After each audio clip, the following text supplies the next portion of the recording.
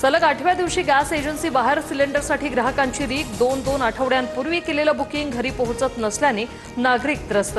गृहिणींचं budget आणि नियोजन पूर्ण। भोंदूबाबा अशोक खराच्या मालमत्तांची झाडाझडती सुरू। खरातने काही वर्षात जवळपास 200 कोटींची माया जमवल्याची चर्चा। नाशिक पोलिसांकडून निरगावमधील फार्म हाऊसची रात्री तपासणी। अत्याचाराचा आरोप असणारा भोंदूबाबा अशोक खरात प्रकरणी एसआयटी चौकशीला सुरुवात। तेजस्विनी सातपुते यांच्याकडून खरातची कसून चौकशी। 2 तासाहून अधिक वेळापासून खरातची चौकशी। रुपाली चाकणकर शिवालिका ट्रस्टवर आहेत। मुख्यमंत्री आणि उपमुख्यमंत्री सुनेत्रा पवारांनी चाकणकरांचा राजीनामा घ्यावा, अन्यथा अशोक खरात प्रकरणातील पुरावे नष्ट करतील। रुपाली पाटलांचा गंभीर आरोप।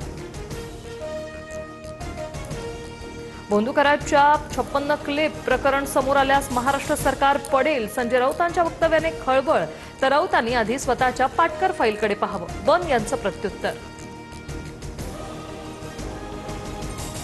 अशोक खरात ढोंगी साधू, अशोक खरातवर योग्य कारवाई झाली पाहिजे, गिरीश महाजनांची प्रतिक्रिया।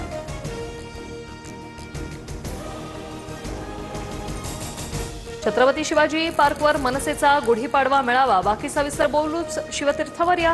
पाडव्याच्या शुभेच्छा देत राज ठाकरे यांचं जनतेला आवाहन। राज ठाकरे कोणावर तोफ डागणार याकडे लक्ष।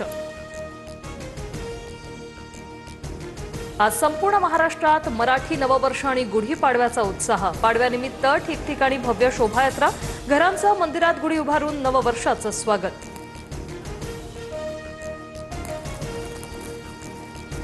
गुढीपाडव्याच्या मुहूर्तावर आता जळगावच्या सराफा बाजारात सोनं चांदीच्या दरात घसरण। सोन्याच्या दरात 4,000ची घसरण, तर चांदी प्रति किलो 13,000नी स्वस्त। जीएसटीसह सोनं देखील 1,57,000वर।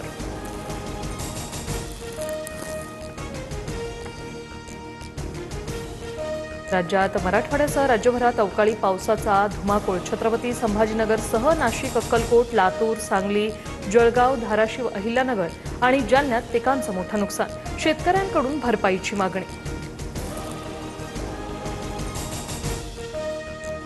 साताऱ्यातील गर्भपात प्रकरणी जिल्हा शल्य चिकित्सकाचं स्पष्टीकरण।